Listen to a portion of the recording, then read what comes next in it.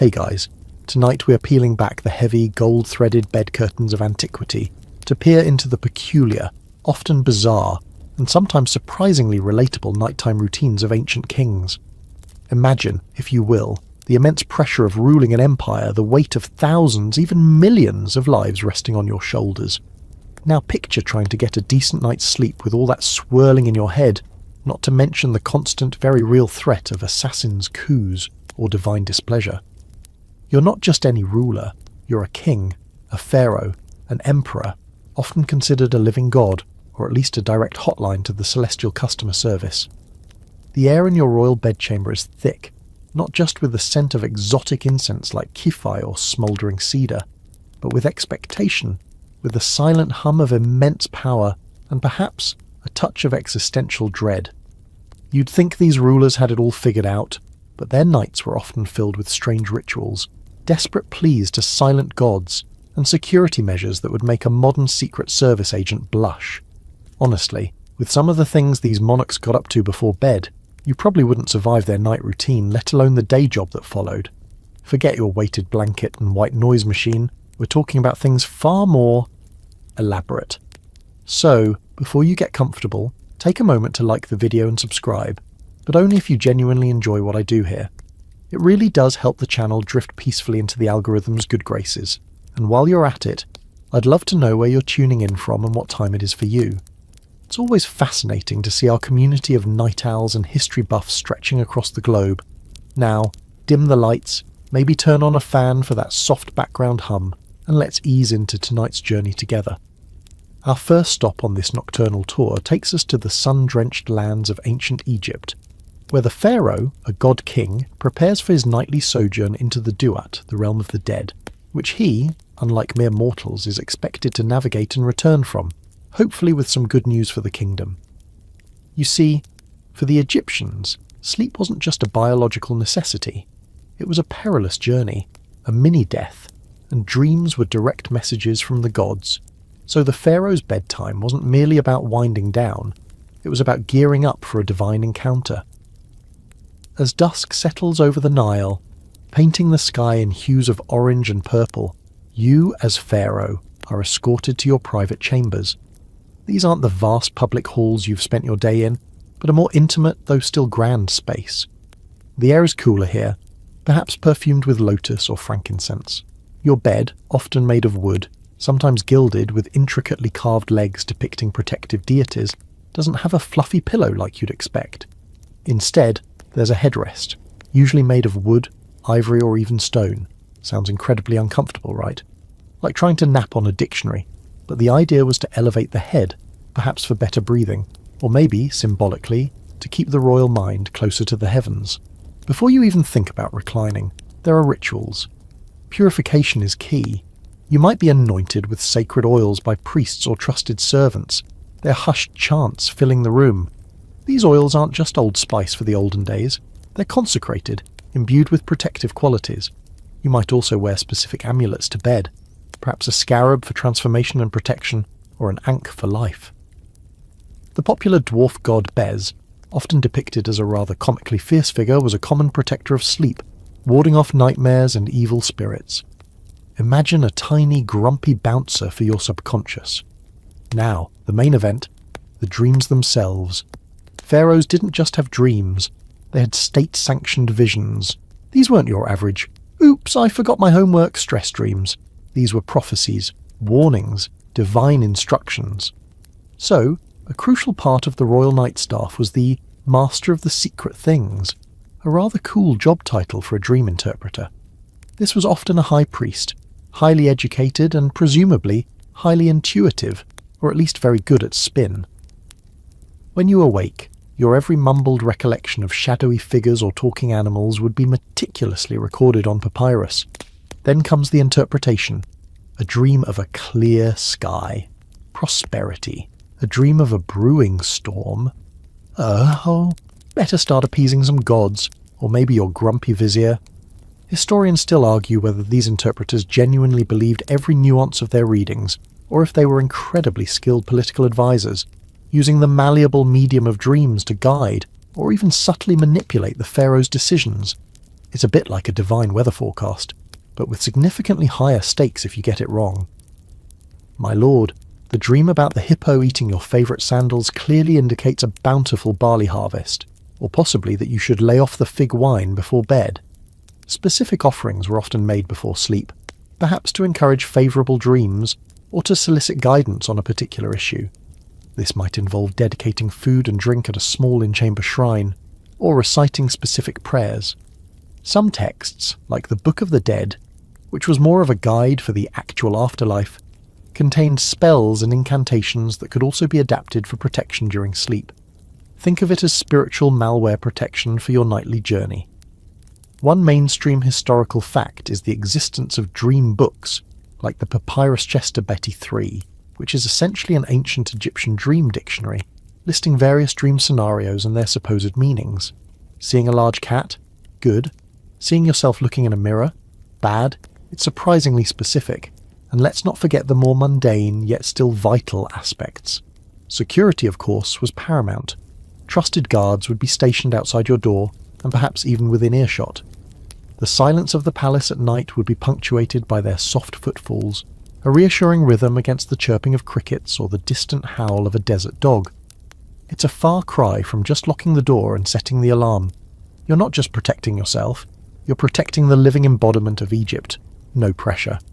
One quirky tidbit is the potential use of specific plants or incense not just for aroma, but for their psychoactive properties, subtly influencing the dream state to be more vivid or receptive to the gods.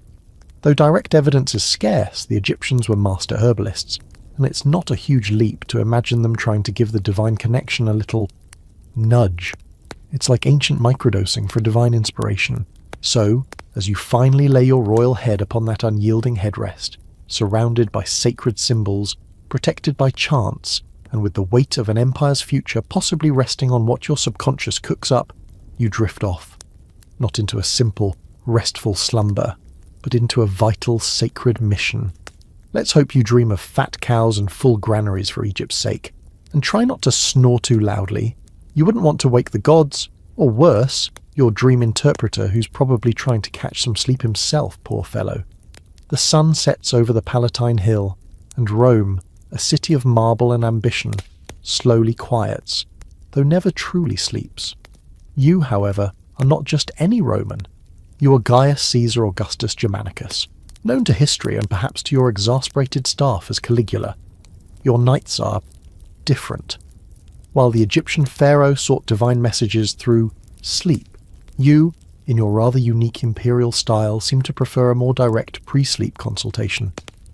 After a day of, shall we say, unconventional ruling, perhaps appointing your horse to high office, or planning a rather showy invasion of Britain by ordering your soldiers to collect seashells, you prepare for a night that is less about rest and more about celestial tete-a-tetes.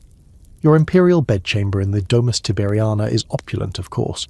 Silks from the east, mosaics depicting heroic scenes, perhaps some of your own imagined victories, and the ever-present scent of expensive perfumes. But the real focus of your late-night attention isn't the plushness of your mattress, which, unlike the pharaoh's austerity, would have been stuffed with fine wool or feathers. No, your gaze is drawn skyward, or at least towards the window that offers the best view. For tonight, like many nights, you have an appointment with Luna, the Roman goddess of the moon. Now most Romans revered Luna. They built temples to her, offered sacrifices, and looked to the moon's phases for agricultural timings. But you, Caligula, take this reverence to a whole new, very personal level. According to historical accounts, particularly from Suetonius, who wasn't exactly your biggest fan, you would spend hours, sometimes until the small hours of the morning, literally talking to the moon.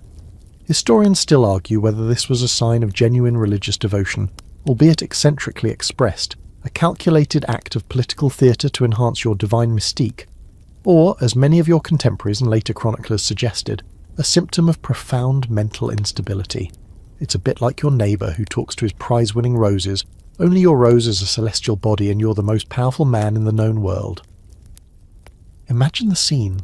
The palace is hushed, guards discreetly trying not to eavesdrop too obviously on the emperor's lunar dialogues. You, perhaps clad in a silken toga, or even more theatrical attire. Suetonius mentions you sometimes dressed as various gods or goddesses, so why not for a chat with Luna? Stand by the window or pace your chamber, addressing the silent, silvery disk in the sky. What did you talk about? Suetonius claims you would invite the moon into his embraces. One can only imagine the one-sided pillow talk. Were you seeking guidance, offering her a place in your bed, as the more scandalous interpretation suggests? Or were you complaining about the Senate, the price of grain, or the difficulty of getting good chariot mechanics? We don't know the specifics, only that these nocturnal conversations were a regular and rather baffling feature of your reign. It's a truly quirky tidbit of history, this image of the master of Rome earnestly whispering, or perhaps, given your reported temperament, sometimes shouting, at a largely unresponsive celestial body. The ultimate long-distance relationship, with zero chance of her ghosting you, I suppose. Beyond these lunar liaisons, other aspects of a Roman emperor's night would have been more conventional, if still lavish. A light evening meal, perhaps some diluted wine, though knowing your reputation, Caligula, perhaps not so diluted. Entertainment might have included musicians playing soft melodies on the lyre or cithara, or perhaps a storyteller recounting tales of gods and heroes, which might have given you further inspiration for your own divine role-playing. A warm bath, scented with oils, was a Roman staple, and a pre-sleep soak would have been a luxurious way to wash off the stresses of the day, or in your case, the glitter from your latest costume. Security, of course, was even more intense than for the pharaoh. The Praetorian Guard, your personal bodyguards, were a constant presence. Their loyalty was paramount, though history shows even they could be persuaded to switch allegiances. Your sleeping chamber would have been deep within the palace complex, a fortress within a fortress. Double-checking locks, secret passwords, food tasters for that late-night snack, all standard procedure when you're at the top of a rather slippery Roman pole. One mainstream historical fact is that Roman emperors, even the seemingly unhinged ones, were often highly aware of omens and portents. A bad dream, an owl hooting at the wrong time, a sudden clap of thunder, these could all be seen as divine warnings, and priests or diviners would be consulted, much like in Egypt. You, Caligula, were reportedly quite superstitious, despite your own divine pretensions. Perhaps your chats with Luna were an attempt to get ahead of any bad omens, a bit of celestial insider trading, and what about sleep itself? Assuming you eventually tired of your conversation with the moon, or she finally set on you, would you drift off easily? Given the accounts of your erratic behaviour, your paranoia, and your, let's say, active social life, a peaceful, untroubled slumber might have been elusive. Perhaps you too had headrests, though Roman pillows were generally softer than their Egyptian counterparts. You might have even employed someone to read to you, a lector, lulling you to sleep with soothing passages from Virgil, or, knowing you, perhaps something a bit more racy from Ovid. The sheer absurdity of trying to get the ruler of the known world to just go to bed like a normal person is quite amusing. No, Caesar, Luna needs her beauty sleep too, and so do you. Now, how about a nice glass of warm milk, with a hint of poppy, perhaps? So, as the first hints of dawn approach and Luna finally fades from view, you, Caligula, might finally succumb to sleep, your mind perhaps still buzzing with celestial pronouncements or earthly schemes. The Roman Empire holds its breath, wondering what new strangeness the daylight and its emperor will bring. And somewhere in the palace, a bleary-eyed scribe probably jots down, "Emperor spent 3 hours wooing the moon. She seemed receptive. Further observation required." We travel east now, far from the Mediterranean moonbeams that captivated Caligula, to the burgeoning empire of Qin, in a land that will one day be called China. Here, around 221 BCE, a king has just accomplished something unprecedented. He has unified the warring states and declared himself Qin Shi Huang, the first emperor. This is a man of immense ambition, ruthless efficiency, and a rather significant obsession: immortality. If the pharaoh saw sleep as a journey to the gods and Caligula saw it as a social call to a goddess, Qin Shi Huang likely viewed sleep with suspicion, a waste of precious time that could be spent achieving eternal life, or at the very least, a dangerous vulnerability. As night descends upon your imperial capital of Xianyang, the air is not filled with the scent of lotus or Roman perfumes, but perhaps with the metallic tang of construction from the countless massive projects underway. early versions of the Great Wall, your enormous mausoleum already being built, complete with its terracotta army. You, Qin Shi Huang, are not one for idle chatter with celestial bodies. Your focus is on earthly control and unearthly longevity. Your night rituals are therefore less about divine communication and more about absolute security and the relentless pursuit of not dying. Ever. Your bedchamber, undoubtedly grand, would have been a fortress. We're talking about a level of paranoia that makes even paranoid Roman emperors look positively chill. One quirky, though perhaps apocryphal tidbit, is the legend that the emperor had numerous identical palaces and would sleep in a different one each night, his location a closely guarded secret, even from many of his own court. Imagine the logistical nightmare for your servants, constantly preparing multiple royal bedrooms, never knowing if the boss will actually show up. Is it the palace of perpetual serenity tonight, or the pavilion of pointless paranoia? Flip a coin. This constant movement was designed to thwart assassins who, given your rather heavy-handed unification policies, burning books and burying scholars alive tends to make a few enemies, were a very real concern.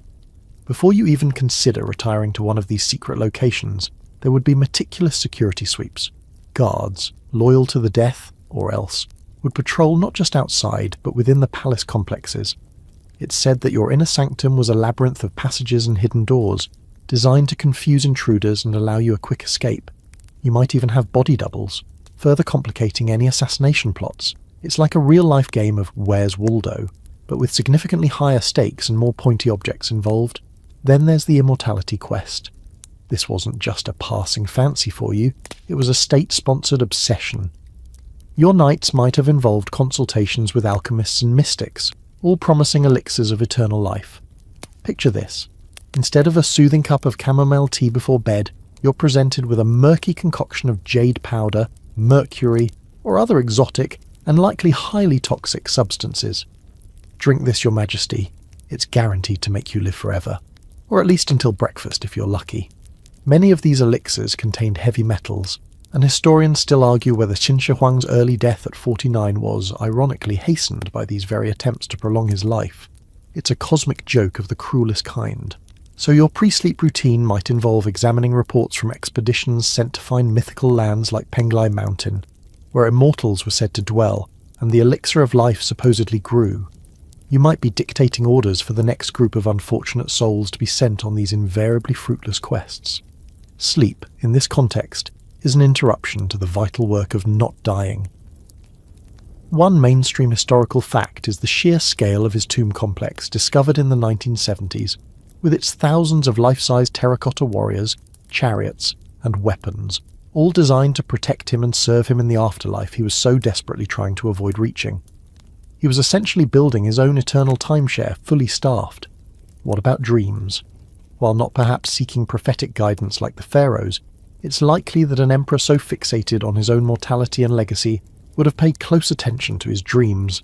Any dream foretelling danger, or conversely hinting at the success of his immortality quest, would have been scrutinized.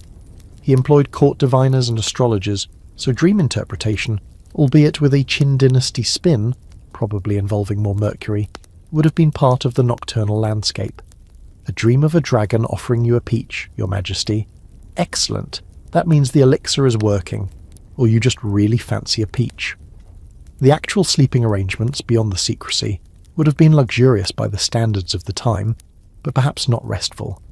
The constant fear, the weight of a newly forged and often resentful empire, and the side effects of those health drinks couldn't have made for a peaceful slumber. You might have had attendants fanning you, not just for comfort, but to keep away insects, or perhaps even to create a subtle white noise to mask any suspicious sounds. The silence of your secret chamber would be heavy, pregnant with the knowledge that countless people were working, even through the night, on your grand projects. The wall, the canals, the tomb, all driven by your iron will. So as you finally lie down, perhaps on a lacquered wooden bed with silk cushions, in a room few even know you occupy, your mind isn't on celestial dialogues or sacred journeys. It's on a race against time, a desperate gamble for eternity. The shadows in the corners of the room might seem to shift, not with spirits, but with the ghosts of those you've conquered, or the assassins you fear. Every creak of the floorboards, every distant shout in the city is a potential threat. Sleep for Qin Shi Huang wasn't a release, but a temporary grudging surrender. Let's hope your terracotta army doesn't snore. That would be truly unsettling. We journey now across the vast Pacific, though of course no one in our current era is aware of such a crossing. We find ourselves in the vibrant, teeming city of Tenochtitlan, the capital of the Aztec Empire, a marvel of engineering built on an island in Lake Texcoco, sometime in the early 16th century, just before the world as they knew it was about to be irrevocably shattered. You are Montezuma II, the Hui Tlatoani, the great speaker, revered ruler of a powerful and complex civilization. Your knights, like those of the rulers we've already visited, are steeped in ritual and profound spiritual significance, but with a uniquely Mesoamerican flavour. As the sun god Huitzilopochtli makes his fiery descent behind the distant volcanoes, casting long shadows across the causeways and canals of your magnificent city, you prepare for the night. Tenochtitlan, with its bustling markets, fragrant Chinampa gardens and towering pyramids, quiets, but a different kind of energy emerges, the spiritual hum of a city deeply connected to its cosmos. Your palace, perhaps the one described by the astonished Spanish conquistadors as being vast enough to house a small town with its aviaries, menageries and botanical gardens, is a hub of this nocturnal energy. Your evening would likely begin with a specific kind of indulgence, one that has since conquered the world, though in a very different form, cacao. But this isn't your comforting mug of Swiss Miss. For the Aztecs, cacao, or xocolotl, was a divine substance, a gift from the god Quetzalcoatl. It was bitter, often spiced with chili peppers, vanilla, and other herbs, and frothed to a thick foam. You, Montezuma II, were said to consume vast quantities of it, sometimes from golden goblets. Historians still argue whether this high consumption was purely for pleasure. For its stimulating effects, cacao contains theobromine, a mild stimulant, or for ritualistic purposes, perhaps to enhance spiritual awareness or induce a particular state of mind before sleep or important ceremonies. It's like having an espresso an hour before bed, but make it sacred and spicy. The cacao might have been part of a larger pre-sleep ritual. Cleansing was important, perhaps a bath in a dedicated chamber, scented with flowers or herbs from your extensive gardens. The Aztecs were meticulous about hygiene. Attendants would assist you, their movements precise and reverent. You might be adorned in fine cotton robes, perhaps decorated with feathers, a symbol of divinity and status. The air in your private quarters would be thick with the scent of copal incense, burned to purify the space and carry prayers to the gods. This wasn't just about smelling nice, it was spiritual pest control. A quirky tidbit often mentioned is Montezuma's alleged melancholy or contemplative nature, especially as omens heralding upheaval began to appear before the arrival of the Spanish. Your nights might have been spent in deep thought, perhaps consulting with priests or wise men about the meaning of these portents, comets, floods, strange births. Sleep for you might not have been an escape, but a period of intense internal searching or even dread. The weight of prophecy hung heavy. Another flaming ear of corn in the sky, Your Majesty? Yes, the gods are definitely trying to tell us something. Possibly that they're having a barbecue. Your sleeping arrangements would have been comfortable, though perhaps not in the way a European monarch would expect. Mats woven from fine reeds or jaguar skins might have covered the floor, and your bed could have been a raised platform with cotton blankets and pillows stuffed with tree cotton, kapok. The room itself would be adorned with intricate carvings, murals depicting mythological scenes, or perhaps symbols of your lineage and power. One mainstream historical fact is the importance of dreams in Aztec culture. Like the Egyptians, they believed dreams were a conduit to the gods and the spirit world. So, a dream interpreter, a Temxi-Huitiani, would have been a crucial member of your entourage. Your nighttime visions, perhaps of jaguars, eagles, or serpents, all powerful symbols in Aztec cosmology, would be carefully recounted and analysed for their divine messages. The fate of battles, the success of harvests, the very stability of the empire could hinge on these interpretations. Security, as always for a ruler, was a major concern. Tenochtitlan was a secure city by its very geography, an island fortress. But within your palace, elite guards, perhaps jaguar or eagle warriors, would stand watch. The silence of the night would be punctuated by the calls of nocturnal animals from your menagerie, a constant reminder of the natural world's power, a world you were believed to have a special connection with. You're not just protecting a man, you're protecting the linchpin between the human world and the cosmos. There's also the element of sacrifice, which, while often sensationalized, was a deeply ingrained part of Aztec religious practice, believed to keep the cosmos in balance and the sun rising. While you wouldn't be performing sacrifices in your bedchamber, the knowledge that these rituals were being conducted even at night to ensure the well-being of your empire would have been a constant undercurrent. It adds a rather grim layer to the idea of sleeping soundly, knowing your kingdom is safe. So, as you finally settle down, perhaps after your frothy, spicy cacao nightcap, surrounded by the symbols of your power and the scent of sacred incense, your mind is likely a whirlwind. Are the gods pleased? What do these strange omens mean? Will the sun rise again tomorrow? A very literal concern in Aztec belief. Your sleep is not just rest, it's a state of heightened spiritual receptivity, a vulnerable moment where the gods might choose to whisper their secrets or their warnings. And outside your walls, the vast, complex city of Tenochtitlan dreams its own collective dreams, unaware of the seismic shifts on the horizon. Let us now shift our gaze to the sprawling Achaemenid Empire of Persia, around the late 6th or early 5th century BCE. You are Darius the Thumbed, also known as Darius the Great, a ruler renowned for his administrative genius, his vast construction projects like Persepolis, and for organising an empire that stretched from the Indus Valley to southeastern Europe. A man of such immense responsibility, ruling over diverse peoples and vast territories, would undoubtedly have had specific ways of seeking guidance and ensuring a peaceful, or at least a productive, night's rest. As twilight descends upon one of your grand capitals, perhaps Susa or Persepolis, the intricate relief carvings on the palace walls depicting emissaries from every corner of your empire seem to soften in the fading light. The sounds of a busy imperial centre, the clatter of chariots, the murmur of many languages, the hammers of artisans, gradually give way to a more subdued nocturnal rhythm. You, Darius, are not just a conqueror. You are an organizer, a lawgiver, a king who prides himself on order and divine mandate, primarily through the grace of Ahura Mazda, the supreme god of Zoroastrianism. Your pre-sleep rituals would likely reflect this emphasis on order, piety, and the seeking of wisdom.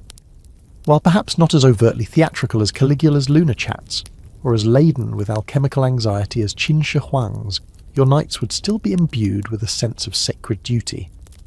Before retiring to your royal bedchamber, a space undoubtedly adorned with rich median, carpets, elaborate tapestries, and perhaps cedarwood panels from Lebanon, you might engage in prayers or recitations from Zoroastrian texts, reaffirming your commitment to Asha, truth and righteousness, and opposing Druj, the lie, chaos. This wasn't just a perfunctory nod to religion, it was a core tenet of your rule and legitimacy, a fascinating, though perhaps less solidly documented aspect of a Persian king's night could involve the use of specific objects or substances to influence dreams, particularly for prophetic purposes. This brings us to the idea of your oracle pillows. While we don't have explicit user manuals for Darius's bedding, the ancient Near East had a rich tradition of dream incubation, actively seeking divine messages through dreams, often by sleeping in sacred places or with sacred objects. It's conceivable that you, as king, might have had special herbs, relics, or perhaps even small inscribed clay tablets placed under your headrest or pillow. Historians still argue about the exact nature and prevalence of such practices at the highest levels, but the cultural context makes it plausible. Imagine a small silken pouch containing aromatic herbs known for inducing vivid dreams, or a smooth stone from a sacred site, all intended to open a clearer channel to Ahura Mazda or other beneficent spirits. It's like a divine Wi-Fi booster for your subconscious. Your evening meal would have been lavish, showcasing the bounty of the empire. Exotic fruits, roasted meats, fine wines, though Zoroastrianism generally preached moderation. But even this could be tied to ritual, with specific foods perhaps consumed to honour certain deities, or to achieve a particular state of mental clarity. After dinner you might consult with your magi, the wise Zoroastrian priests who were skilled in astronomy, divination, and dream interpretation. They wouldn't just be telling you if you were going to have a good hair day. They'd be analysing celestial movements, interpreting omens, and, crucially, helping you understand any significant dreams you might have had the previous night, or preparing you to receive important ones. The constellation of the pleading vizier is looking a bit stressed tonight, Great King. Perhaps sign those tax reforms before bed. One mainstream historical fact is Darius's heavy reliance on a sophisticated intelligence network and a system of king's eyes and ears, inspectors who roamed the empire. While this speaks to his administrative acumen, it also hints at a mind constantly processing information, a mind that might seek divine clarification or foresight during the night for the complex decisions he faced daily. His famous Behistun inscription, a massive rock relief detailing his rise to power, emphasizes how Ahura Mazda bore him aid. He genuinely believed in this divine support, and seeking it through dreams would be a natural extension. Security for the King of Kings was paramount. The Immortals, your elite royal guard of 10,000 handpicked warriors, were legendary. A contingent of these formidable soldiers would have secured your palace and personal quarters with unwavering vigilance. The intricate layout of Persian palaces, with their many courtyards and columned halls, also lent themselves to controlled access and strategic defence. You're not just tucking in for the night, you're the central pillar of a vast, multi-ethnic empire. If you fall, chaos threatens. A quirky tidbit could be the specific protocols for waking the king. Given the importance of dreams, if you were known to be in a prophetic sleep, attendants would be under strict orders not to disturb you unless absolutely necessary. There might even have been specific rituals for gently rousing you, to ensure the dream message wasn't lost or muddled. Imagine a very nervous servant, needing to deliver urgent news, hovering outside your chamber, desperately hoping you're not in the middle of a divine download about the Scythian campaign. He's dreaming about a winged bull again. That means another hour at least. The Median delegation will just have to wait. So, as you, Darius, finally recline, perhaps on a bed raised on a low platform, the vast silence of the Persian night around you, your mind isn't just processing the day's events, it's actively reaching out, seeking cosmic validation for your rule, wisdom for your decisions, and protection for your empire. The weight of truth and order rests heavily, and the night is a crucial period for ensuring their continued reign, with a little help from Ahura Mazda, and maybe a well-chosen pillow. We journey south now to the Indian subcontinent, specifically to the Mauryan Empire in the 3rd century BCE. You are Ashoka the Great, a ruler whose story is one of dramatic transformation.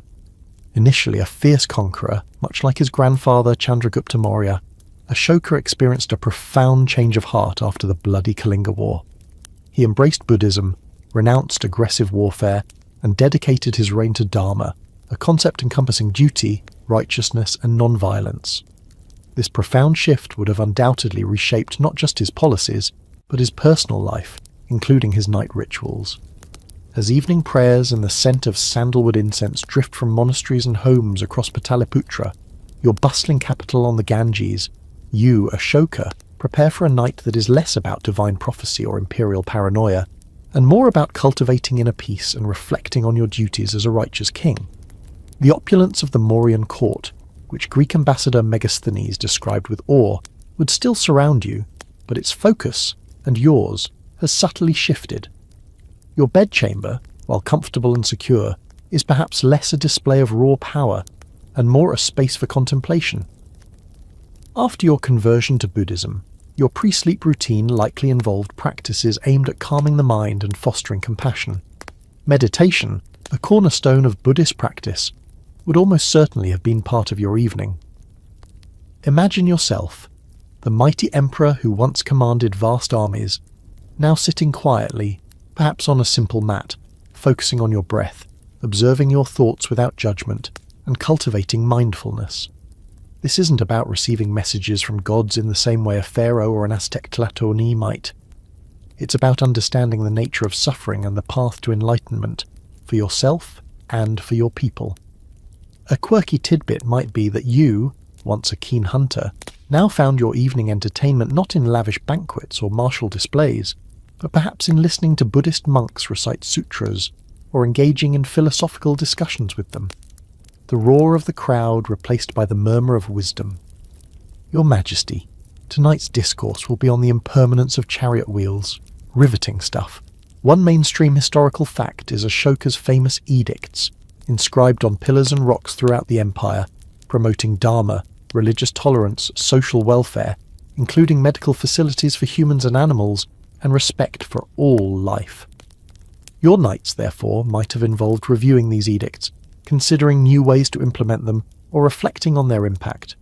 Instead of dreaming of conquest, you might be pondering how to improve road conditions for pilgrims or ensure fair treatment for your officials. It's a different kind of imperial burden, one focused on moral governance. Historians still argue about the depth and exact nature of Ashoka's personal Buddhist practice versus its political utility in unifying a diverse empire, but the sincerity reflected in his edicts suggests a genuine internal shift.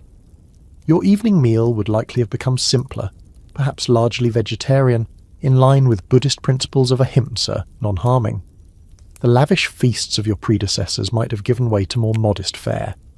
While you were still an emperor, with all the attendant responsibilities and the need to project a certain authority, the emphasis would have shifted from ostentation to ethical living. Your nightcap wouldn't be a divine cacao or a mercury-laced elixir, but perhaps just a simple cup of water or herbal infusion. Security, of course, remained essential. Even a benevolent Buddhist emperor had enemies, and the Mauryan Empire was a vast and complex entity. Your personal guards would still be highly trained and loyal, ensuring your safety through the night. However, the feeling within the palace might have changed. Less an atmosphere of constant fear of assassination, though that threat always lingered for any ruler, and more one of orderly, peaceful administration. The guards are there not just to protect a king, but to protect a symbol of Dharma. The concept of dreams in Buddhist thought is complex.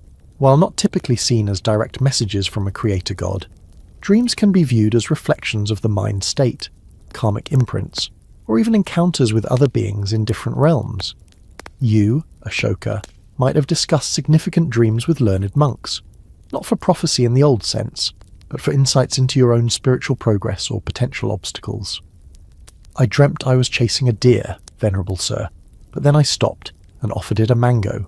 Is this progress, or do I just need more fruit in my diet? The overall ambience of your nighttime routine would be one of seeking tranquility and wisdom. Perhaps you would listen to soft music, not the boisterous tunes of a victory celebration, but calming melodies played on a veena or flute. You might read or have read to you texts on philosophy or ethics. The goal is not to gear up for a spiritual battle or a divine chat, but to quiet the internal clamour, to prepare for a sleep that ideally leads to a more awakened state, both literally and figuratively, the next day. So, as you, Ashoka, finally lay down, perhaps on a comfortable but not overly ostentatious bed, the sounds of the city of Pataliputra a distant hum, your mind is not wrestling with immortality quests or celestial conversations. It's settling, like dust in a still room, reflecting on the Dharma, on the welfare of all beings.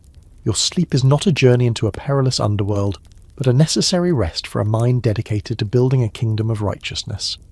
The most powerful man in India, seeking not to conquer the world, but to conquer himself, one mindful evening at a time. Let's steer our temporal vessel back westward, towards the Fertile Crescent, the cradle of civilization, but we're stopping a bit earlier than Darius in the 18th century BCE. You are Hammurabi, king of Babylon, a ruler whose name is virtually synonymous with one thing: law. The famous code of Hammurabi, inscribed on a towering diorite stele, wasn't just a set of rules, it was a declaration of his divinely ordained role as a shepherd of his people, a king of justice. So how does a king obsessed with order and divine justice prepare for his nightly rest? As the Mesopotamian sun, a relentless orb for much of the year, finally dips below the horizon, casting long shadows from the ziggurat of Marduk, Babylon's patron god, a different kind of order settles over the bustling city. The clamour of the markets, the creak of irrigation wheels, the chatter in Akkadian tongues begins to subside. You, Hammurabi, have spent your day dealing with petitioners, overseeing vast public works, perhaps planning military campaigns, and of course, ensuring your laws are understood and enforced. Your nights are unlikely to be about wild abandon. They are an extension of your commitment to Masharam, justice, and Kittim, truth. Your royal bedchamber, situated within the heavily fortified palace complex, would be a testament to Babylonian artistry, glazed bricks, intricate reliefs, and fine textiles. But the most significant decoration might be an intangible one, the weight of the law. Before sleep, it's highly plausible that you engaged in rituals designed to reaffirm your connection to the gods of justice, particularly Shamash, the sun god, who is also the god of justice and divination, and from whom you claim to receive your laws. This might involve prayers, libations, or the burning of specific incense known to be pleasing to these deities.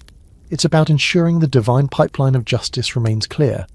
O Shamash, grant me wisdom, and perhaps a hint on how to deal with that guy who sold a shoddy ox. The man's a menace.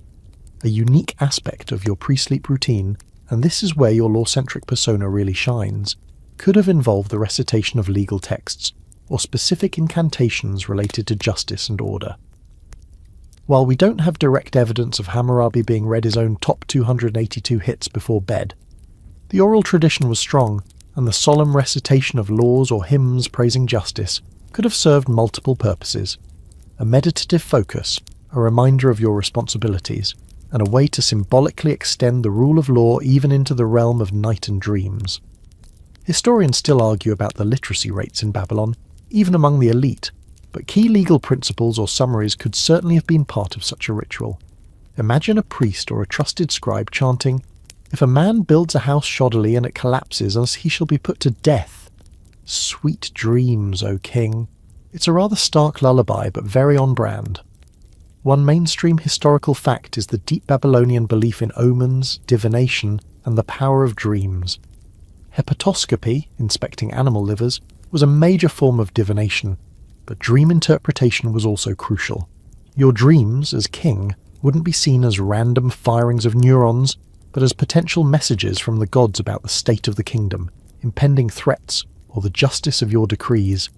Therefore, like other ancient rulers, you would have had skilled dream interpreters on staff.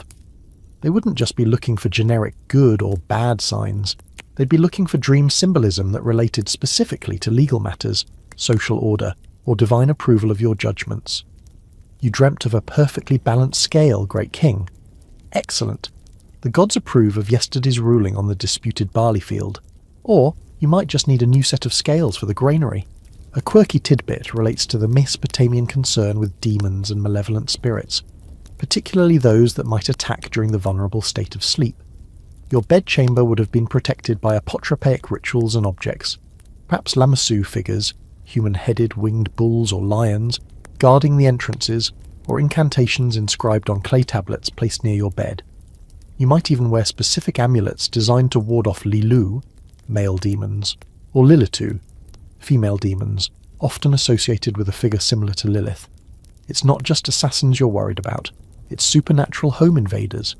Your evening meal would befit a powerful king, but Mesopotamian cuisine, while diverse, had its staples: barley bread, dates, beer, a lot of beer actually, it was a dietary cornerstone, fish from the Euphrates, and various meats. The rituals surrounding food could also tie into ensuring prosperity and order for the land. The security around you would be tight. Babylonian palaces were fortresses, and your personal guards, likely drawn from loyal contingents of your army, would ensure no earthly harm came to the king who held the divine mandate for justice. So, as you, Hammurabi, finally lie down, perhaps on a bed with a woven reed mattress and woolen coverings, the sounds of Babylon, the distant barking of dogs, the watchman's calls, filtering in, your mind is likely still sifting through legal cases, administrative challenges, and divine pronouncements. Your sleep is not an escape from responsibility, but a temporary recess for the ultimate judge. You're hoping for dreams that confirm your righteousness, that offer guidance, and that the protective spells hold firm against whatever lurks in the Mesopotamian night. Because tomorrow, the sun god Shamash will rise again, and with him, the expectation of unwavering justice from his chosen king. And you really don't want to misinterpret a dream about a goat eating a legal document. The paperwork alone would be a nightmare. Our journey now takes us high into the Andes Mountains of South America, to the heart of the Inca Empire, known as Tawantinsuyu, the Four Regions, sometime in the 15th or early 16th century. You are the Sapa Inca, the only Inca, the living son of Inti, the sun god. You're not just a ruler, you're a divine being, the axis around which your vast and meticulously organized empire revolves. Your nights, therefore, are not merely for rest, but are a continuation of your sacred connection to the cosmos, particularly to your celestial father. As the Andean sun, a dazzling disk at this altitude, begins to dip behind the snow-capped peaks, casting an ethereal golden glow over your capital city of Cusco, the navel of the world, a reverent hush falls. The bustling sounds of stonemasons perfectly fitting massive polygonal blocks, the calls of llama herders, the chanting of priests at the Coricancha, the Temple of the Sun, all soften. You, the Sapa Inca, prepare for your nightly retreat into a space that is both a sanctuary and a direct conduit to the divine. Your bedchamber, located within your heavily guarded palace complex, each Sapa Inca built his own magnificent palace, which became his mausoleum after death, would be a space of extraordinary, though perhaps to European eyes stark, opulence. The Inca prized gold not for its monetary value in the way other cultures did, but for its sacred association with Inti, the sun. Your chamber might be adorned with sheets of beaten gold, reflecting the lamplight like a miniature sun. Gold vessels, gold ornaments, perhaps even gold threads woven into your exquisite vicuña wool tapestries and blankets. It's not about bling, it's about being constantly bathed in the essence of your divine parentage. This is your golden cocoon, a space designed to amplify your solar connection even in the darkness of night. Before sleep, purification rituals would be paramount. You might bathe in a specially prepared bath, perhaps with water from a sacred spring, scented with native herbs like munya or cantu flowers. Attendants, always of high noble birth, would assist you with profound reverence. You would then be dressed in the finest kumbi cloth, woven from vicuña wool by Aklas, chosen women, so soft it was said to feel like silk. Every item that touched your sacred person was imbued with significance. One quirky tidbit is that everything you touched, your clothes, leftover food, even strands of your hair, was considered sacred, huaca, and was carefully collected and stored to be ritually burned once a year. This prevented anything associated with your divine essence from falling into the wrong hands or being desecrated. Imagine your laundry basket being treated like a holy relic. Don't just toss the Sapa Inca's socks in the hamper, they need to be archived with reverence. Your evening meal would be a showcase of the empire's diverse bounty: potatoes, hundreds of varieties, quinoa, maize, llama or alpaca meat, fresh fish rushed up from the coast by swift chasqui runners, and of course, chicha, a fermented maize beer, which played a significant role in Incan ritual life. Consumption would be moderate, ensuring your mind remained clear for any divine communion. Historians still argue about the exact nature of the Sapa Inca's nightly communion. Was it meditative, dream-based, or did it involve specific rituals performed by priests in his presence? Regardless, the aim was to maintain that vital link to Inti and other deities like Viracocha, the creator god, and Pachamama, the Earth Mother. One mainstream historical fact is the incredible organization of the Inca Empire, with its vast road system, storehouses, kulkes, and detailed census records kept on quipus, knotted strings. Such an ordered empire required an ordered mind at its centre. Your nights might involve reviewing these reports not by reading scrolls, but perhaps by having quipucamayok's, quipu keepers, summarise key information. Or you might simply meditate on the well-being of the four regions, sending your divine energy outwards to maintain harmony. Dreams were, of course, significant. As the son of the sun, your dreams were not mere trifles, they could be portents for the entire empire. Interpreters, likely high priests skilled in understanding the complex Incan cosmology, would be on hand to decipher any nocturnal visions. Did you dream of a healthy crop of maize? Good tidings. A dark sun? A cause for great concern and immediate appeasement rituals. The responsibility to dream well for your people was immense. Last night I dreamt a condor taught me to yodel. What does it mean for the potato harvest in Chinchaysuyu, wise one? Security for the Sapa Inca was absolute. His palace was a fortress, guarded by his most loyal warriors, often from his own kin group or from ethnic groups known for their fierce loyalty. No unauthorized person would ever come near the divine ruler, especially during the vulnerable hours of sleep. The very air around you was considered sacred space. The silence of your golden chamber would be profound, broken only perhaps by the distant whisper of the Andean wind or the soft rustling of your attendants. So, as you, the Sapa Inca, finally recline on your platform bed, covered in the finest textiles and surrounded by the gleam of sacred gold, you're not just going to sleep.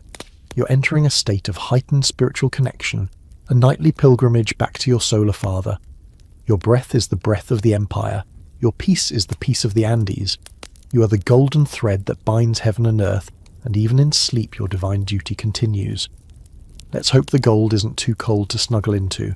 Let us now venture south of Egypt, down the Nile into the lands of Nubia, specifically to the kingdom of Kush and its later capital, Meroe, a powerful civilization that flourished for centuries, even conquering Egypt itself during its 25th dynasty.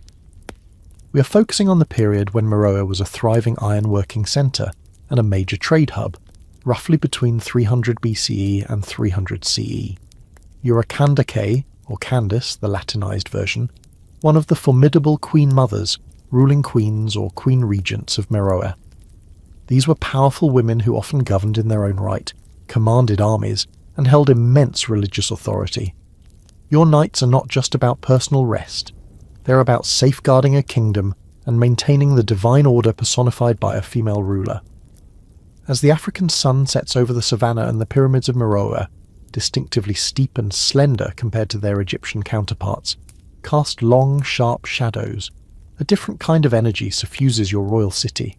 The sounds of iron forges, the chatter of merchants trading exotic goods like ivory, ebony and animal skins, the hymns to the lion-headed god Apedamac, all begin to fade. You, Candace, a regent of power and sacred authority, prepare for a night where vigilance and spiritual connection are paramount. Your bedchamber, within the royal palace complex, which archaeologists are still uncovering, revealing unique Meroitic architecture influenced by both pharaonic Egyptian and sub-Saharan African traditions, would be a space of regal comfort and symbolic power. It might be adorned with painted frescoes depicting scenes of Meroitic life, royal triumphs, or deities. Furnishings could include intricately carved wooden beds with woven fibre mattresses and fine cotton or linen textiles, perhaps dyed in vibrant colours. The air might be scented with local resins or incense, different from the frankincense and myrrh further north, perhaps something derived from acacia or other native plants. A crucial aspect of your night could revolve around what we might call starlit guardians. The Meroats were keen observers of the heavens, and their religion was rich with astral symbolism. Apedamac, a principal Meroitic deity, was sometimes associated with stars or constellations.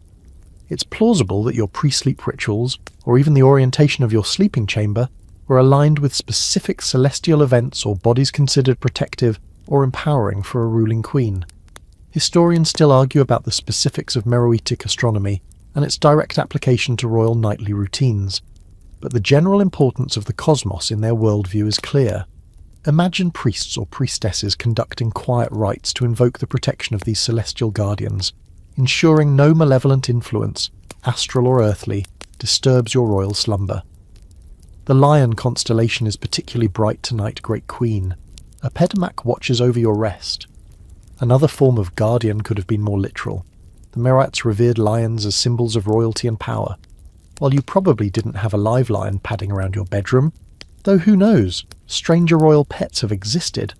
Motifs of lions would have been everywhere, on jewellery, reliefs, and furniture, serving as constant apotropaic symbols.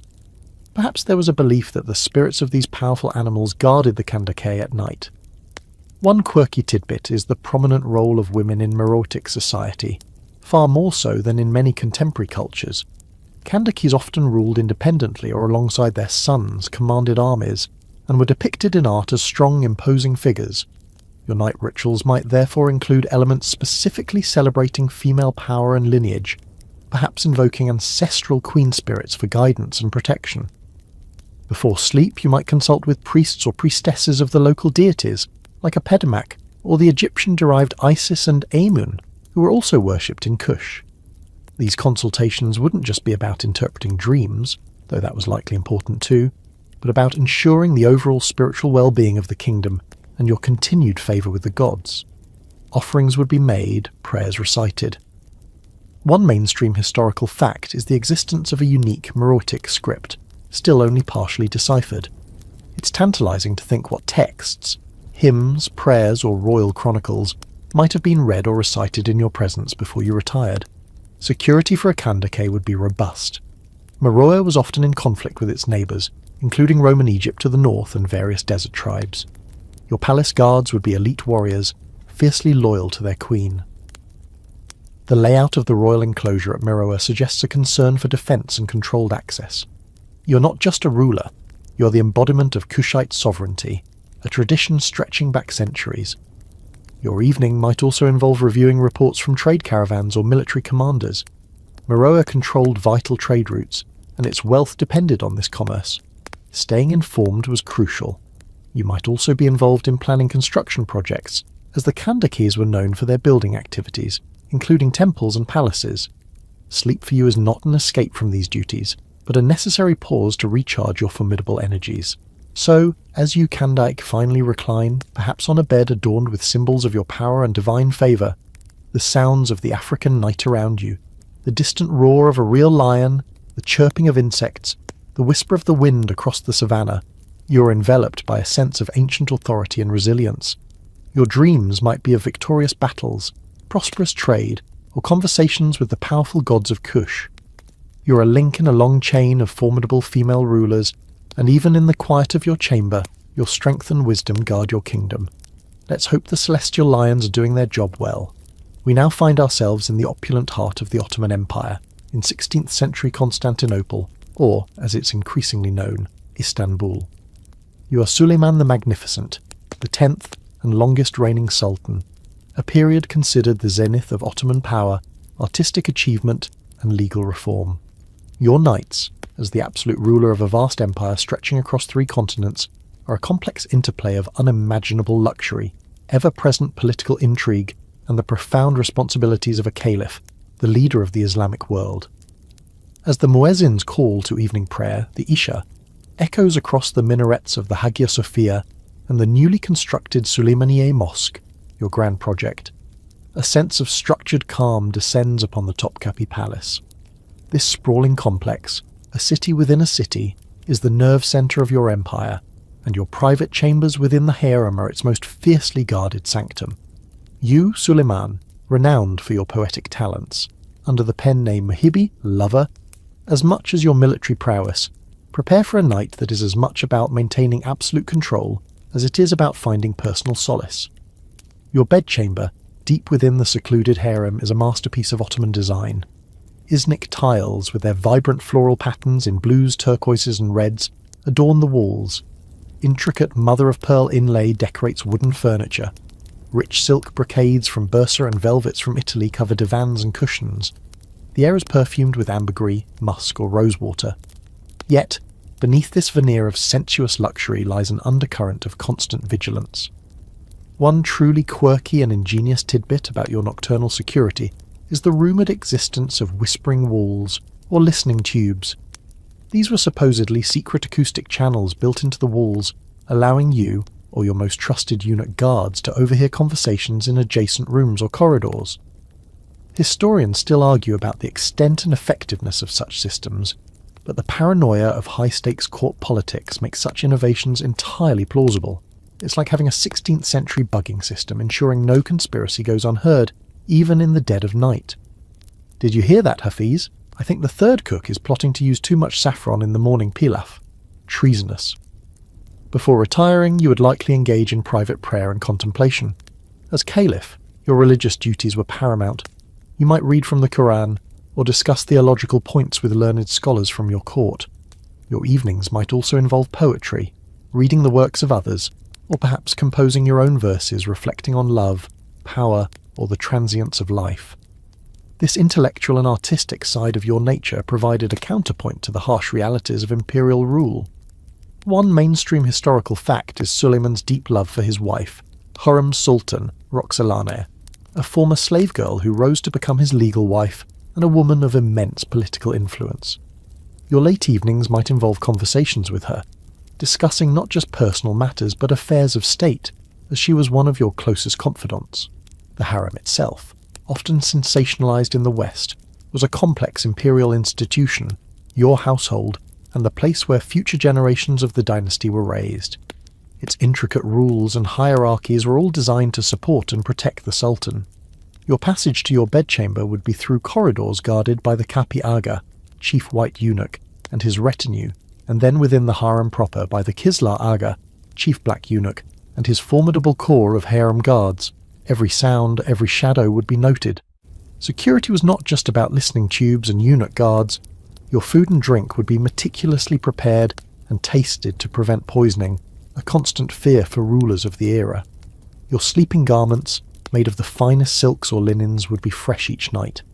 Your bed, likely a raised platform covered with luxurious mattresses and bolsters, might even have a canopy of heavy brocade, not just for grandeur, but also offering a sliver of extra protection or privacy. Even the choice of who attended you in your most private moments was a matter of intense courtly manoeuvring and absolute trust, and dreams. In Islamic tradition, dreams can be a source of guidance or warning. As Sultan and Caliph, your dreams would be considered particularly significant. You would likely have dream interpreters among your religious advisors, individuals skilled in Tabir al-Ru'ya, Islamic dream interpretation. The dream of a white horse might signify victory, while a dream of a falling star could be an ill omen. These interpretations could influence policy, or at least your mood for the coming day. I dreamt I was composing a ghazal with a talking nightingale, Imam Effendi. Does this mean a flourishing of the arts, or should I just stick to prose for a while? So, as you, Suleiman, finally settle into your magnificent bed, surrounded by the silent, watchful harem, the vast Ottoman Empire outside your walls continues its nocturnal hum. The Janissaries patrol the city, ships lie at anchor in the Golden Horn, and across your sprawling domains, governors and pashas look to Istanbul for direction. Your mind, even in the pre-sleep quiet, is likely a tapestry of strategic calculations, poetic musings, and the subtle awareness of the immense power you wield and the equally immense dangers that come with it. The whispering walls, if they existed, listen with you, guarding the heart of an empire at its dazzling, dangerous peak. Let's journey back eastward, to an earlier time and a more enigmatic figure. We arrive in ancient Japan during the Yayoi period, likely in the late 2nd or early 3rd century CE. You are Himiko, or Pimiko, the mysterious queen of Yamatai Koku, a powerful kingdom mentioned in Chinese historical texts like the Records of the Three Kingdoms. What makes Himiko particularly intriguing is that she was not just a political ruler, but also a shamaness, said to occupy herself with magic and sorcery, bewitching the people. Her nights, therefore, would be deeply intertwined with her spiritual duties and her role as an intermediary between her people and the kami, gods or spirits. As the sun sets over the rice paddies and wooden stilt houses of what might have been your capital in either Kyushu or Kinai, historians still argue passionately about Yamatai's exact location, a unique kind of quiet descends. This isn't the ordered silence of a vast bureaucratic empire, but the watchful hush of a community deeply attuned to the rhythms of nature and the unseen world of spirits. You, Queen Himiko, a figure of immense religious and political authority, rarely seen in public, prepare for a night that is less about personal comfort and more about sacred communion. Your dwelling, perhaps a larger, more elaborate version of the raised floor structures common in Yayoi Japan, would be secluded, possibly within a sacred precinct. It wouldn't boast the stone grandeur of Rome or Persepolis, but its power would lie in its spiritual significance. The materials would be natural, wood, thatch, woven mats. The air would be clean, perhaps scented with the smoke from purifying fires, or the subtle fragrance of native blossoms. One quirky tidbit from the Chinese chronicles is that after Himiko became ruler, few people saw her face. She was attended by 1,000 women, and only one man, her younger brother, acted as her intermediary for communicating with the outside world and serving her food and drink. This seclusion speaks volumes about the sacred, almost untouchable aura cultivated around her. Imagine your entire social life consisting of 1,000 female attendants and your brother bringing you snacks. More rice balls, sis? The delegation from Wei is getting restless. Your pre-sleep rituals would be centered on purification and preparation for spiritual engagement. Shinto, the indigenous religion of Japan, places great emphasis on purity, Kagare vs. Harai. You would likely perform misogi, ritual ablutions with water, perhaps at a special font or natural spring within your sacred enclosure. You might don simple, clean garments, probably of hemp or bark cloth, suitable for sacred rites. The goal is to be ritually pure to approach the kami. Historians still argue about the exact nature of Himiko's magic and sorcery. Was it ecstatic shamanic journeying, complex divination rituals, or acting as an oracle? Whatever its form, it was the bedrock of her power. One mainstream historical fact, also from Chinese sources, is that Himiko was unmarried and ruled through her spiritual authority. Her nights might involve long periods of fasting, meditation, or chanting to enter a trance state, allowing her to communicate with the kami, seek their guidance on matters of state, like harvests, wars, or alliances, or convey their will to her people, via her brother, of course. This isn't about interpreting a dream after the fact. This is about actively seeking a divine encounter, a direct download from the spirit world. Her bedchamber might be more accurately described as a sacred space for these shamanic practices. The sleep of a shamanist like Himiko might not always be restful in the conventional sense. If she engaged in trance journeys, her body might be still, but her spirit was believed to be travelling to other realms. Attendants would watch over her, ensuring her physical safety and maintaining the sanctity of the space. They would be highly attuned to any signs or utterances she might make during these states. The concept of dreaming here blurs with visioning or receiving oracles. Upon returning to ordinary consciousness, her pronouncements would be treated as divine decrees. Security for Himiko would be less about guards with spears, though some physical protection was undoubtedly present, and more about maintaining her sacred isolation. The 1,000 women attendants weren't just servants. They were guardians of her ritual purity and her seclusion, forming a human shield against defilement or unauthorized intrusion. The single male intermediary controlled all access and information flow. This creates an almost impenetrable bubble of mystique and power.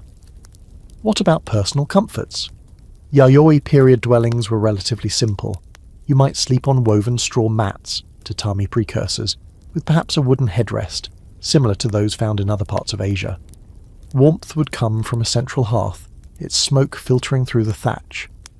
The focus was not on luxury but on spiritual efficacy. A simple meal, perhaps of rice, fish, and foraged vegetables, would be eaten before her nocturnal rituals began. It's hard to imagine her demanding late-night takeout after a long session of bewitching the people. So as you, Queen Himiko, settle into your sacred space for the night, the sounds of the Japanese archipelago around you, the rustling of bamboo, the croaking of frogs, the distant cry of a night bird, are not just background noise. They are part of the living, breathing world of kami that you are so intimately connected to. Your night is a vigil, a spiritual quest, a direct line to the divine forces that shape the destiny of Yamatai. The fate of your kingdom rests not on armies or laws, but on your ability to navigate the unseen world and bring back its wisdom. And your brother better be taking good notes. Let us journey to Southeast Asia, to the heartland of the Khmer Empire, around the early to mid-12th century. You are Suryavarman II, the king immortalized as the builder of Angkor Wat, that breathtaking temple complex which was not only a place of worship, but also his future mausoleum and a symbolic representation of the Hindu cosmos. Your nights, as a god-king deeply invested in monumental acts of devotion and statecraft, would be a blend of royal responsibility, religious piety, and perhaps architectural obsession. As the tropical sun dips below the vast Tonle Sap lake, painting the sky in fiery hues that mirror the sandstone of your rising temples, a humid warmth settles over the sprawling city of Angkor. The daytime cacophony of construction, the chiseling of stone, the hauling of massive blocks by elephants and thousands of labourers, the chanting of Brahmin priests consecrating various stages of the work, gradually subsides. You, Suryavarman II, a ruler who unified warring factions and expanded the empire, now prepare for a night where earthly plans and divine inspiration might merge. Your royal palace, likely a magnificent wooden structure, a stone was reserved for gods and kings in death, would be located within the walled city of Angkor Thom, though its grander form was later. It would be filled with intricate carvings, gilded surfaces and fine silks from India and China, reflecting the wealth and cosmopolitan nature of the Khmer court. Your bedchamber would be a luxurious sanctuary, cooled by breezes flowing through open pavilions or by attendants with large fans. The air might be scented with champaka flowers or sandalwood incense, essential for Hindu rituals. A significant part of your evening, particularly during the decades-long construction of Angkor Wat, might have involved reviewing architectural plans or maquettes. While blueprints, as we know them, didn't exist, there would have been detailed drawings, models, or at least conceptual discussions with your master architects and Brahmin advisors, who were experts in sacred geometry and Vastu Shastra, the traditional Hindu system of architecture. Historians still argue about the precise methods used to design and execute such a complex structure, but the king's direct involvement is highly probable. Imagine you, by lamplight, poring over palm leaf manuscripts detailing the precise alignment of galleries, with celestial events, or the iconographic program for the miles of bas-reliefs, depicting scenes from the Mahabharata and Ramayana. It's like doing homework for the gods, on a colossal scale. No, the churning of the ocean of milk needs more devas and fewer asuras on this panel, and make sure Vishnu looks appropriately serene. This ties into the concept of dream incubation, which we touched upon with Darius. Given that Angkor Wat was dedicated to Vishnu and was intended to be a heaven on earth, Vaikuntha, it's plausible that you, Suryavarman II, might have engaged in practices to seek divine inspiration or approval for the temple through your dreams. This could involve specific meditations, prayers to Vishnu, or even sleeping in a consecrated part of the palace, or a temporary shrine, hoping for a vision that would guide the temple's construction or confirm its sacred efficacy. One quirky tidbit is the sheer audacity of Angkor Wat. It's the largest religious monument in the world. Such a monumental undertaking almost demands a degree of divine communication, or at least a very confident king who believes he's channeling it. One mainstream historical fact is that Khmer kings were considered Devarajas, or god-kings. Your nightly rituals would reinforce this divine status. This would include prayers and offerings, perhaps performed with the assistance of your Brahmin Purohitas, chief priests. The lustration, ritual bathing, would be important, using sacred water, perhaps perfumed with jasmine. You would be adorned in fine silks and gold jewellery, even in the privacy of your chambers, because you were always, to some extent, on duty as a divine being. Security for the Devaraja was, of course, critical. The Khmer Empire faced external threats and internal rivalries. Your palace would be heavily guarded by elite troops, perhaps the royal bodyguard depicted in the bas-reliefs, armed with spears and shields. The layout of Angkor, with its massive reservoirs, barrays, and defensive walls, also contributed to the capital's security. You're not just protecting a man, you are protecting the divine intermediary whose well-being ensures the prosperity and cosmic order of the kingdom. Your evening meal would be a lavish affair, featuring rice, freshwater fish from the Tonle Sap, tropical fruits, and curries, reflecting the rich agricultural bounty of the region, all managed by the complex hydraulic engineering system you oversaw. Entertainment might include court dancers performing scenes from Hindu epics, their graceful movements perhaps even inspiring the sculptors working on the temple reliefs. So, as you, Suryavarman II, finally recline, perhaps on a high wooden bed with silk cushions, the sounds of the tropical night, the chirping of geckos, the distant calls of exotic birds, the rustling of palm leaves, fill the air. Your mind is likely abuzz with the monumental task of building your personal mountain temple to Vishnu. You're weighing architectural decisions, military strategies, and matters of state, all while hoping for a sign, a dream, a whisper of divine approval from the god you are so spectacularly honouring. The stones of Angkor Wat are rising, block by painstaking block, a testament to your ambition, your piety, and perhaps a few divinely inspired all-nighters spent with the blueprints. Let us now travel to West Africa, to the vibrant and incredibly wealthy Mali Empire during the early 14th century. You are Mansa Musa the Worn, arguably the most famous of the Malian emperors, whose lavish Hajj, pilgrimage, to Mecca in 1324 to 1325 quite literally put Mali on the medieval map, astounding onlookers with its sheer display of gold. Your knights, as the ruler of a vast Islamic empire renowned for its scholarship, trade, and of course its staggering wealth, would be a fascinating blend of Islamic piety, royal grandeur, and unique West African traditions. As the Saharan sun, which blazes over the Sahelian landscape for much of the day, begins its descent, casting long, cool shadows over your capital city, likely Niani, though its exact location is still debated by archaeologists, a sense of peace settles. The daytime bustle of the markets, filled with merchants trading salt, gold, slaves, and kola nuts. the sounds of students at the Sankore Mosque and University in Timbuktu, a key centre of learning under your patronage, the rhythmic work of artisans, all begin to quiet. You, Mansa Musa, a devout Muslim and a ruler of immense global standing, prepare for a night that reflects both your faith and your imperial majesty. Your palace, described by contemporary Arab travellers like Al-Umari, based on accounts from those who met Mansa Musa in Cairo, as an impressive structure with domes, audience chambers and fine decorations, would be your sanctuary. Within its walls, your bedchamber would be a space of comfort and security, likely furnished with rich carpets, cushions and textiles acquired through trans-Saharan trade, or crafted by skilled local artisans. The air might be scented with African incense or perfumes. A particularly charming and culturally significant aspect of your pre-sleep routine could involve the presence of royal griots, jali or jili. Griots are West African historian storytellers, poets, and musicians, oral traditionalists who preserve and recite genealogies, histories, and praise songs. It's highly conceivable that you, Mansa Musa, would have had your personal griots in attendance during the evening. Historians still argue about the daily minutiae of the Mansa's private life, but the griot's role was central to Manda culture. Imagine, instead of a court jester or a lute player, you have a master orator and musician, perhaps playing the kora, a harp lute, or balafon, a xylophone-like instrument, reciting the epic deeds of your ancestor Sundiata Keita, the founder of the Mali Empire, or singing soothing songs designed to praise your lineage and ensure a peaceful imperial slumber. It's like having a living, breathing, and incredibly talented historical podcast lull you to sleep. And then, O great Mansa, your great-great-grandfather, the Lion King Sundiata, declared, but perhaps that's a tale for after you've had your mint tea. One mainstream historical fact is Mansa Musa's devout Islamic faith. Your nights would undoubtedly include the prescribed Islamic prayers, Salat al-Maghrib, sunset prayer, and Salat al-Isha, night prayer.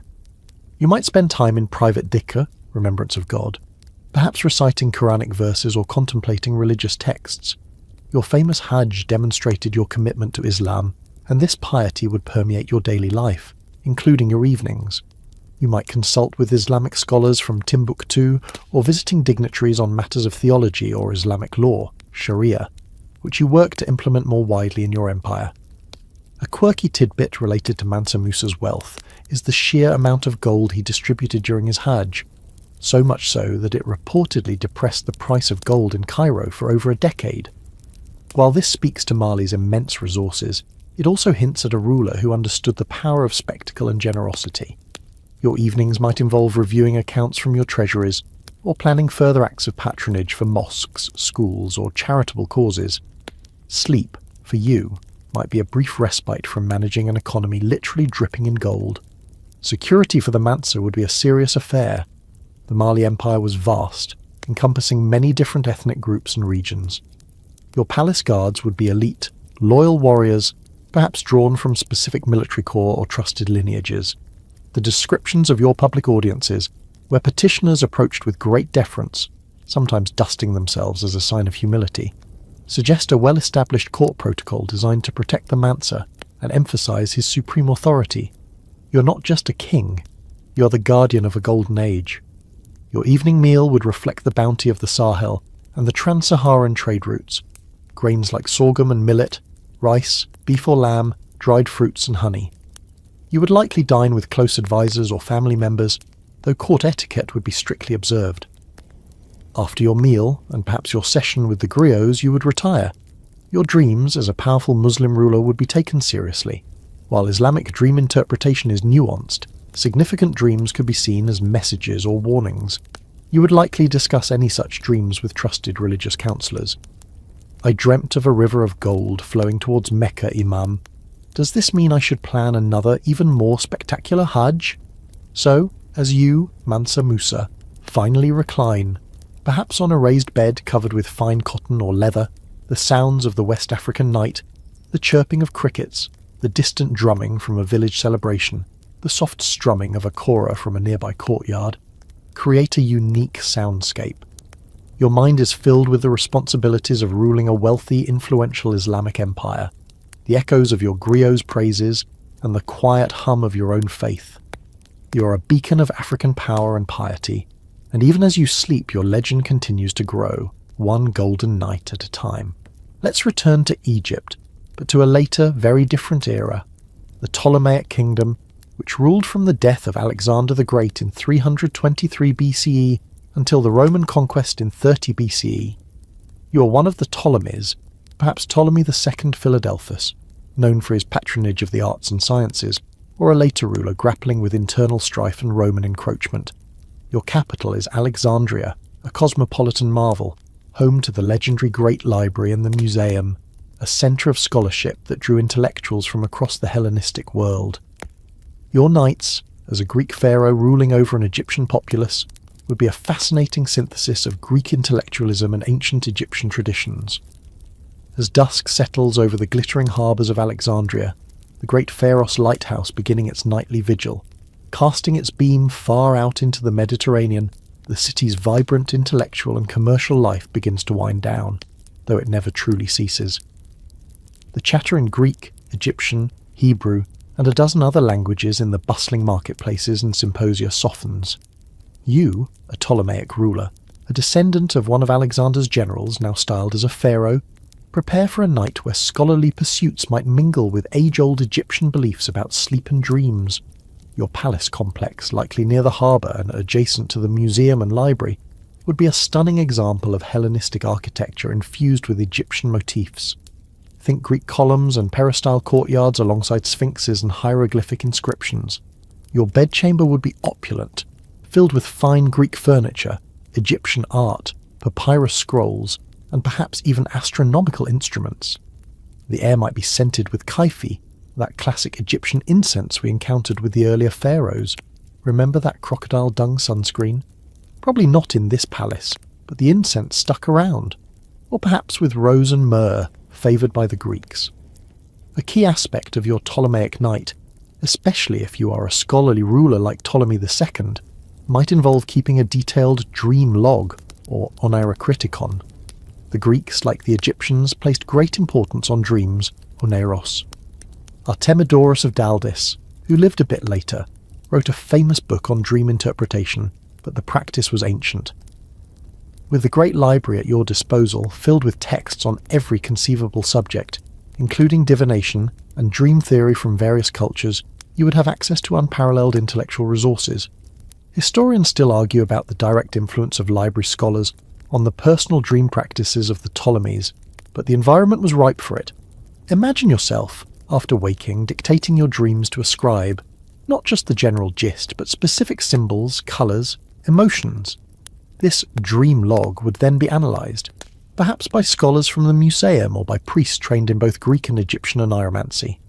Last night I dreamt I was debating Aristotle while riding a griffin through the library. The griffin kept insisting on shelving philosophy under mythical creatures. What does it mean, Callimachus?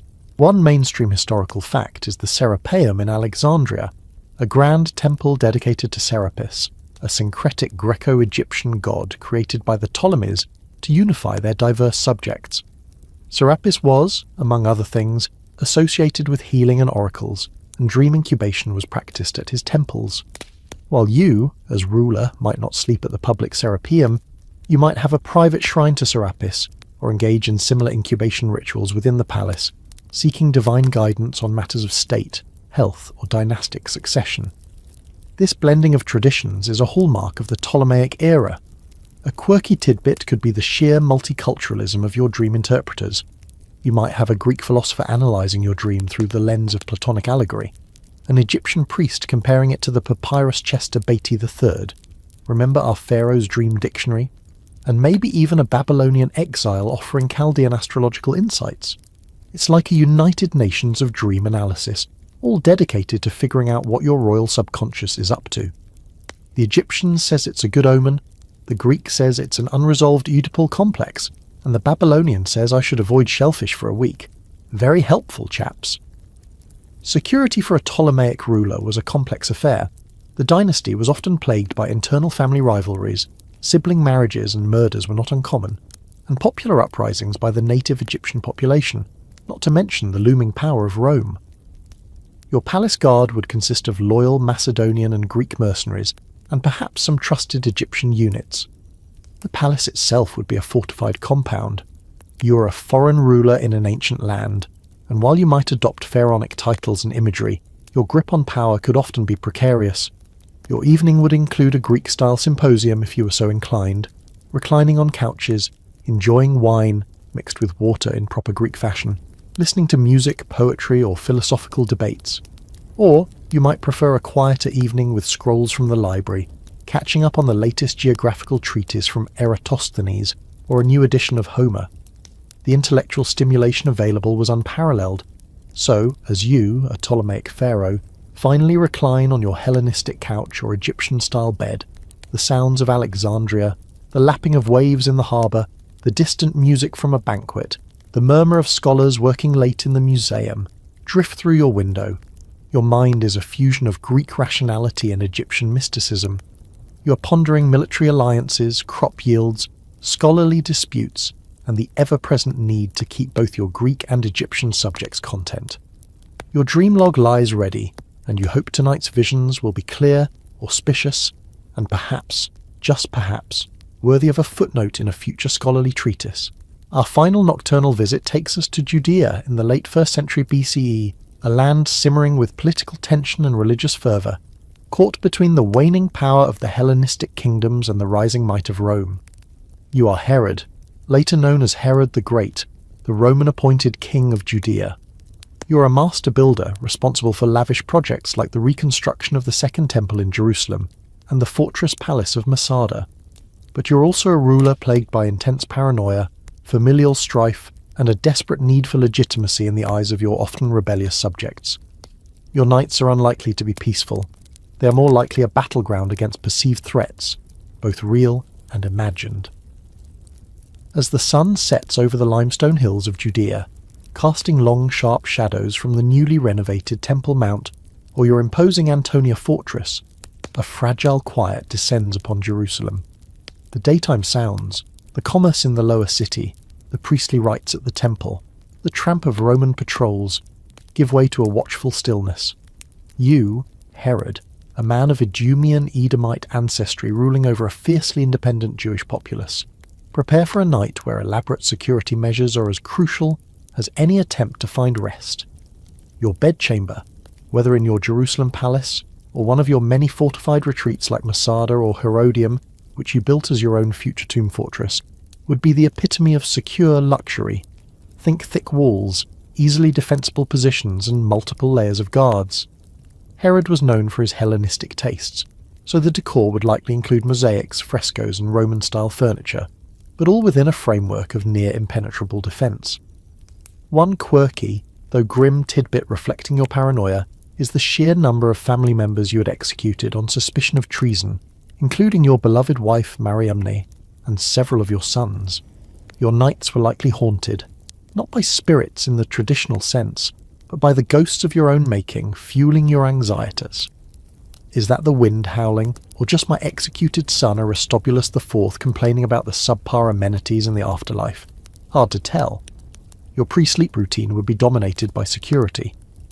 Before you even thought of retiring, every inch of your quarters, and the routes to them, would be checked and double-checked by your most trusted guards, likely foreign mercenaries, Thracians, Gauls, Germans, who had no loyalty to local factions and depended solely on you for their pay. Food and drink would be tasted multiple times. Secret passages, escape routes, and strategically placed armories were characteristic of Herodian architecture.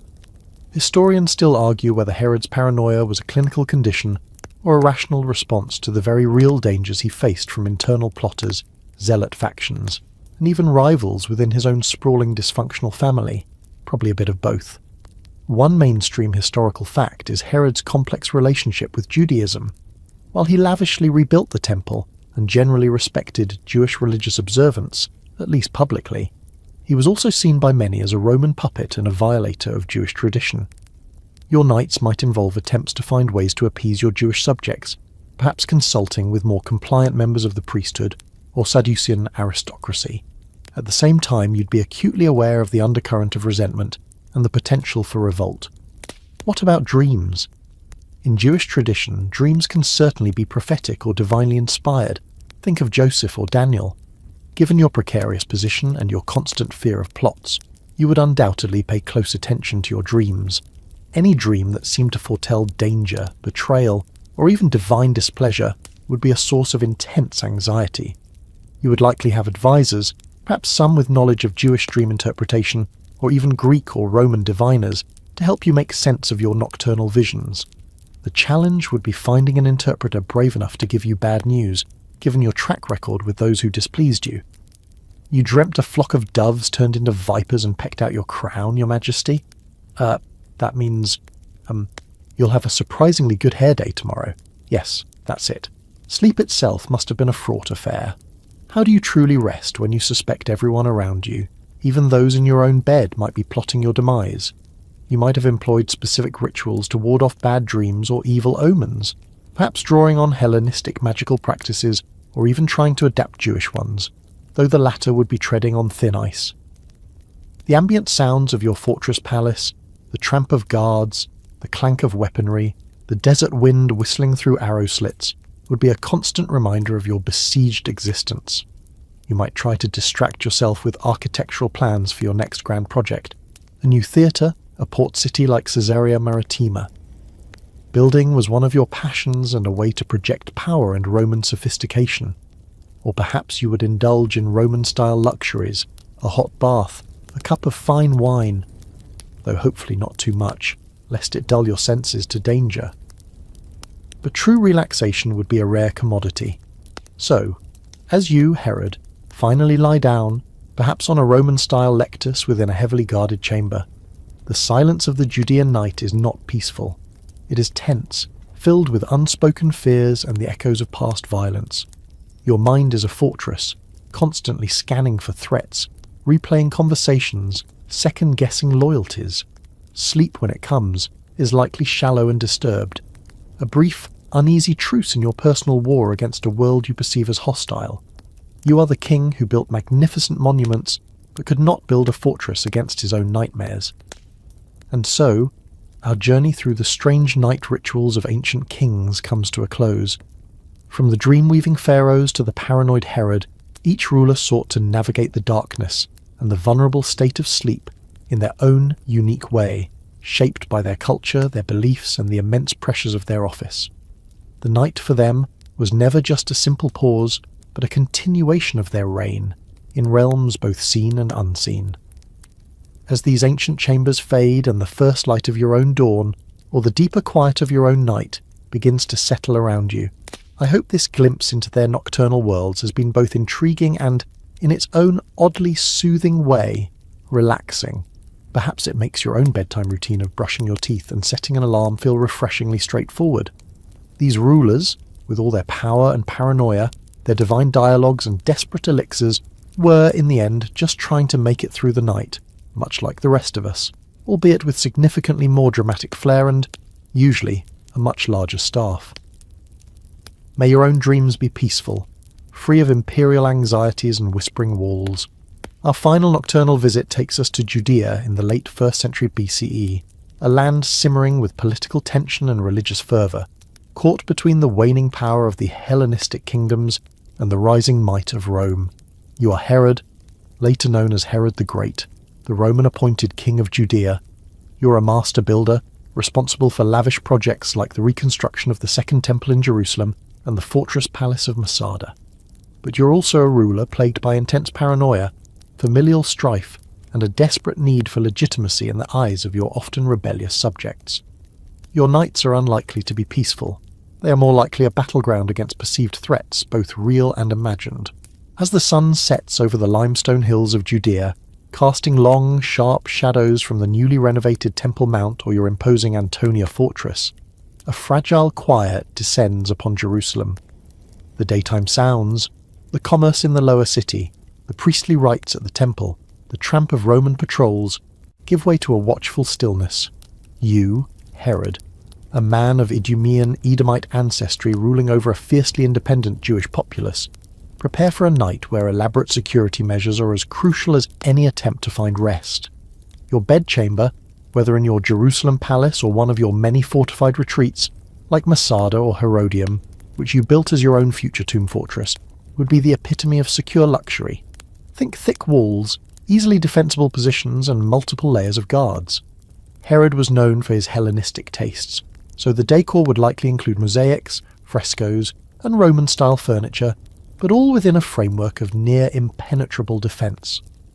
One quirky, though grim, tidbit reflecting your paranoia is the sheer number of family members you had executed on suspicion of treason, including your beloved wife Mariamne and several of your sons. Your nights were likely haunted, not by spirits in the traditional sense, but by the ghosts of your own making, fueling your anxieties. Is that the wind howling, or just my executed son Aristobulus IV complaining about the subpar amenities in the afterlife? Hard to tell. Your pre-sleep routine would be dominated by security. Before you even thought of retiring, every inch of your quarters and the routes to them would be checked and double-checked by your most trusted guards, likely foreign mercenaries, Thracians, Gauls, Germans, who had no loyalty to local factions and depended solely on you for their pay. Food and drink would be tasted multiple times. Secret passages, escape routes, and strategically placed armories were characteristic of Herodian architecture. Historians still argue whether Herod's paranoia was a clinical condition, or a rational response to the very real dangers he faced from internal plotters, zealot factions, and even rivals within his own sprawling dysfunctional family. Probably a bit of both. One mainstream historical fact is Herod's complex relationship with Judaism. While he lavishly rebuilt the temple and generally respected Jewish religious observance, at least publicly, he was also seen by many as a Roman puppet and a violator of Jewish tradition. Your nights might involve attempts to find ways to appease your Jewish subjects, perhaps consulting with more compliant members of the priesthood or Sadducean aristocracy. At the same time, you'd be acutely aware of the undercurrent of resentment and the potential for revolt. What about dreams? In Jewish tradition, dreams can certainly be prophetic or divinely inspired. Think of Joseph or Daniel. Given your precarious position and your constant fear of plots, you would undoubtedly pay close attention to your dreams. Any dream that seemed to foretell danger, betrayal, or even divine displeasure would be a source of intense anxiety. You would likely have advisors, perhaps some with knowledge of Jewish dream interpretation, or even Greek or Roman diviners, to help you make sense of your nocturnal visions. The challenge would be finding an interpreter brave enough to give you bad news, given your track record with those who displeased you. You dreamt a flock of doves turned into vipers and pecked out your crown, your majesty? That means, you'll have a surprisingly good hair day tomorrow. Yes, that's it. Sleep itself must have been a fraught affair. How do you truly rest when you suspect everyone around you, even those in your own bed, might be plotting your demise? You might have employed specific rituals to ward off bad dreams or evil omens, perhaps drawing on Hellenistic magical practices or even trying to adapt Jewish ones, though the latter would be treading on thin ice. The ambient sounds of your fortress palace, the tramp of guards, the clank of weaponry, the desert wind whistling through arrow slits, would be a constant reminder of your besieged existence.